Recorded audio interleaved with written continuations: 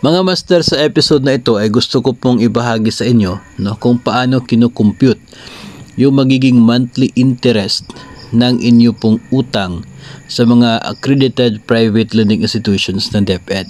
So, kadalasan po sa atin ay napakalaki po ng utang sa mga PLIs. So, dito po, i-share natin kung paano kinukompute yung magiging monthly interest ng inyo pong utang. Kung magkano doon sa inyong monthly amortization ang napupunta sa interest at magkano ang napupunta bilang principal payment ng inyo pong loan. Para po malaman yan ay babalikan natin itong interest rate ng mga PLI loans.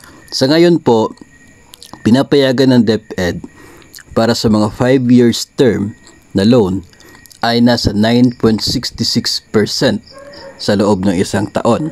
So, ibig sabihin po nito, if we divide it by 12, nasa 0.805% ang interest bawat buwan ng atin pong loan sa PLIs. Dahil ang PLI loans po ay base sa diminishing balance ng ating utang, kaya every month, yung 0.805% ay i-multiply natin doon sa outstanding balance ng ating loan. Yun ay to determine kung magkano yung para sa interest ng loan na yan for that particular month. Sa example na nakikita po ninyo, 100,000 yung utang. So, times po natin yan ng 0.805%. Kaya ibig sabihin, sa first month of your loan ay nasa 805 yung interest ng inyo pong loan sa bangko, PLI.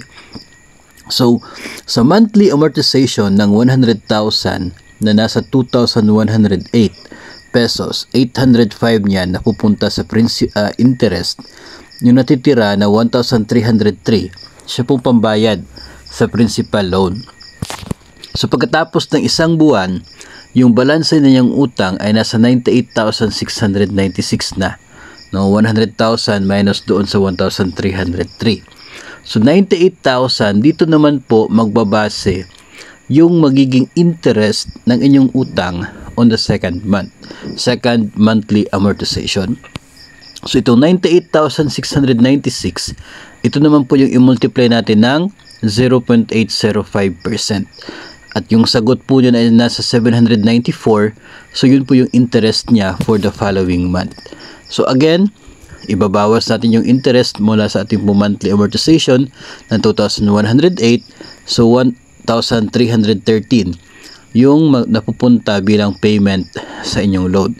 So, ibawas siya sa principal balance, tapos yung natira na 97,383, yun naman yung basis ng 0.805% na interest on the third month. So, ganun po yung mangyayari, so on and so forth.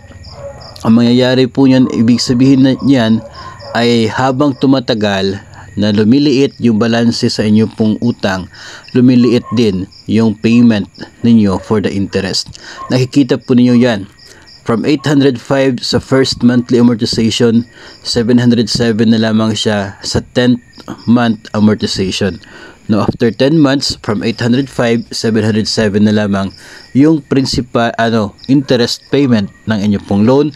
At yung principal payment naman ay tumataas. No, dahil lumiliit yung interest, tumataas yung payment for the principal amount of your loan. So, from 1,300, nagiging 1,400 na pagkatapos sa ika-10 buwan ng monthly amortization. So, ganyan po yung pag-compute ng monthly interest sa loan ng ating pong private lending institutions. No? So, ito pong 9.66% or 0.805% per month, ito po yung maximum na ina-allow ng DepEd. Kapag yung bangko ninyo ay hindi po 9.66 yung kinukuha, yung iba nasa 8.5, 7.5%. So, kung magkano po yung percent na yun, divide nyo lamang po ng 12. Tapos, yun na po yung i-multiply ninyo sa monthly outstanding balance para makukuha yung monthly interest. Interest for that particular month. So, ganun po yung pag-determine sa interest ng ating loan sa mga PLI. So kapag kayo po ay nagplano na mag-advance payment, so maganda din po yun, no, dahil ang ibig sabihin yan ay lumiliit yung principal balance ng utang, so mas mabilis yung pagliit ng kanya pong magiging monthly interest at napapaaga pa yung full payment ng inyo pong loan.